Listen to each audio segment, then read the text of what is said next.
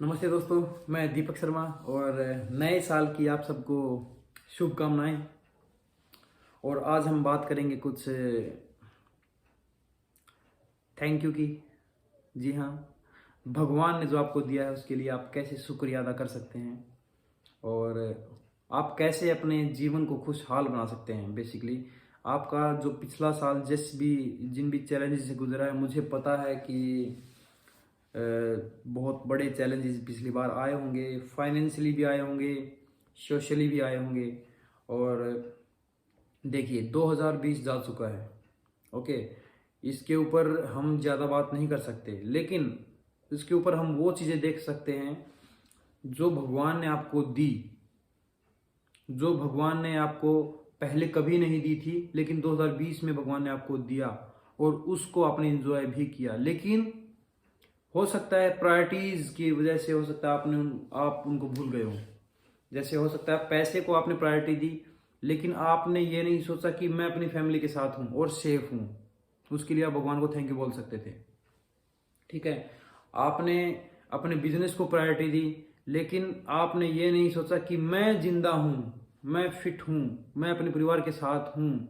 अगर आप सही हैं तो सब कुछ हो सकता है। लेकिन बिजनेस तो आपने ही खड़ा किया था, नौकरी तो आपको ही मिली थी ना। अगर आप ही नहीं होंगे तो कैसे बिजनेस खड़ा होगा, कैसे किसी को नौकरी मिलेगी। समझ रहे हो?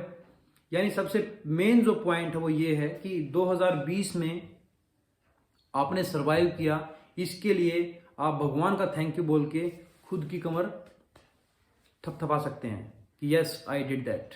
और उसके बदले उसके बदले भगवान जो आपको 2021 में देने वाला है, दैट विल बी अनबिलीवेबल। आपके लिए बहुत ही ज़बरदस्त अपॉर्चुनिटीज़ आएंगी 2021 में। आप बहुत ही ज़बरदस्त करेंगे, मुझे पता है। क्योंकि अगर आप भगवान को थैंक यू बोलते हो और अपनी शिकायतें कम करते हो, शिकायतें कम नहीं, शिकायतें करो ही मत आप। क्योंकि फैक्ट ये है कि भगवान खुद के लिए भी अच्छा नहीं है। आपको पता है ना, जब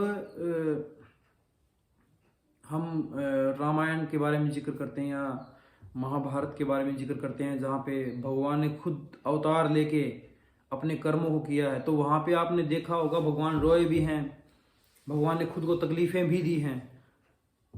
वो इसलिए दी हैं क्योंकि लोग देख सकें कि भगवान खुद के लिए भी सही नहीं है, वो खुद को भी चैलेंज देता है, ठीक है। लेकिन इसका मतलब ये नहीं है कि आप कोसना शुरू कर दो। आप ये सोचिए कि अगर आप भगवान को गलत ठहरा रहे हैं या आप बोलते हैं कि मेरे साथ ही ऐसा क्यों हो रहा है, मैंने ऐसा क्या कर दिया कि मेरे साथ इतनी इतनी ज़्यादा मुसीबतें मेरे साथ इतनी सारी क्यों आ रही हैं, मेरे सामने ये चैलेंज क्यों आ गया, अब मैं यहाँ से निकला था, अब यहाँ पे ये दिक्कत कैसे आ गई। देखिए आपको बताऊं मैं, भगवान के सामने कितना बड़ा चैलेंज होगा। आप सोचिए कि भगवान को अभी करीब करीब 1 बिलियन के आसपास, सॉरी 1 बिलियन नहीं,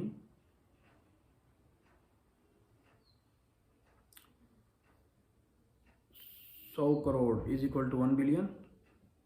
एंड करीब करीब 8-9 बिलियन के आसपास आबादी है धरती पे, ठीक है। और उसके अलावा ये केवल वो आबादी है जो मानव जाति है। इसके अलावा पशु हैं, पक्षी हैं, पेड़ पौधे हैं। भगवान को इन सब की केयर करनी होती है, ठीक है। तो आपको एक बात बताऊं मैं, भगवान का काम बस यही है कि वो बोलता रहे जी हाँ ठीक है आपको दिया, तथास्तु। हर किसी के लिए भगवान ने बस यही सोच रखा है कि तथास्तु, आपको ये और मिलेगा, ठीक है।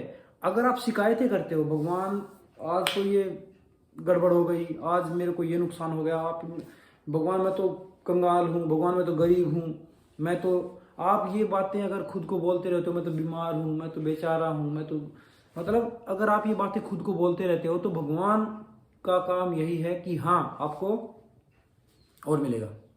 वही चीज जो आप बोल रहे हो, भगवान उसी को मल्टीप्लाई करके आपको वापस देगा। ये सच्चाई है, ठीक है। ये मैंने किया है डियर, मैंने प्रैक्टिकल किया है इसको और इसके रिजल्ट्स मेरे को मिले हैं, इसलिए मैं आपको बता रहा हूँ। आप भगवान का थैंक यू करना शुरू कीजिए। थैंक यू, थैंक गॉड कि मैं आज फिट एंड फाइन हूँ। थैंक गॉड कि मेरा नंबर उन लोगों में नहीं आया जो सुबह धरती से चले गए नए साल पे। आप थैंक यू कीजिए भगवान का कि मैं अपने परिवार के साथ हूँ। आप थैंक यू कीजिए, आप इन आंखों से दुनिया को देख सकते हैं। सुबह सुबह आपने देखा कितना अच्छा यहाँ पे मौसम है, आप नेचर को आप देख सकते हैं, खूबसूरती आप देख सकते हैं आंखों से, आप सूंघ सकते हैं, आपका शरीर है, आपके हाथ हैं, आप इनसे काम कर सकते हैं। कितनी सारी चीज़ें हैं थैंक यू बोलने के लिए, लेकिन आप नहीं बोलते। आपने हर चीज़ को पैसे से तोल दिया है। पैसे को साइड में कीजिए और देखिए भगवान ने आपको क्या क्या दे रखा है, उसके लिए थैंक यू बोलना शुरू कीजिए। भगवान ऊपर से तथास्तु करेगा और आपको वही चीज़ें मल्टीप्लीकेशन में आपको मिलनी शुरू हो जाएंगी। जी हाँ, ये सच्चाई है। और आप देखना, अगर आपको प्रैक्टिकल देखना हो तो आप कभी भी उस आदमी से मिलिए जो हमेशा ये कहता रहता है मैं तो मर गया, मैं तो बेचारा हूँ, मैं तो मेरे साथ भगवान ऐसा गलत करता है। वो बेचारा सारी उम्र ऐसे ही करता रहता है और वो उसकी कभी ग्रोथ नहीं होती। जो खुद को बोलता है मैं तो गरीब हूँ, मेरे पास तो कुछ नहीं है, अगर ऐसे लोगों को आप देखोगे ना तो वो सारी उम्र बेचारे ऐसे ही करते रह जाते हैं, उनकी कभी भी ग्रोथ नहीं होती है। जो लोग खुश मिजाज रहते हैं उनके साथ भगवान और अच्छा करता है, ठीक है। तो इन चीज़ों के ऊपर ध्यान दीजिए। जैसे आपने 2020 को बिताया है उससे भी ज़्यादा ज़बरदस्त जोश के साथ आप नए साल को स्टार्ट कीजिए और आने वाला जो टाइम है वो बहुत ही ज़बरदस्त होने वाला है। आप पॉजिटिव रहिए। आप किसी भी चीज़ को नकारने से पहले 5 बार अपने माइंड में सोचिए, उसको देखिए, समझिए, उसके बाद उसके ऊपर डिसीजन लीजिए। लोगों की कही सुनाई पे आप विश्वास मत कीजिए, ठीक है। तो आप अपने नए साल को, मुझे पता है, पूरे जोश और जुनून के साथ आप जीना चाहेंगे और कुछ बड़ा करना चाहेंगे, ज़्यादा लोगों की हेल्प करेंगे, ज़्यादा लोगों की आप मदद करेंगे उनकी लाइफ को अच्छा करने में, चाहे जिस भी वे में हो आप करेंगे, मुझे पता है। और अगर आप करेंगे तो आपके साथ भी वैसा ही होने वाला है जो आप दूसरों के लिए सोचते हैं। एक बार फिर से नए साल की शुभकामनाएं। मज़े में रहिए, फिट रहिए, खाने पीने का ध्यान रखिए और रोज़ वर्कआउट भी कीजिए। Stay fit, stay healthy, stay happy, take care, bye.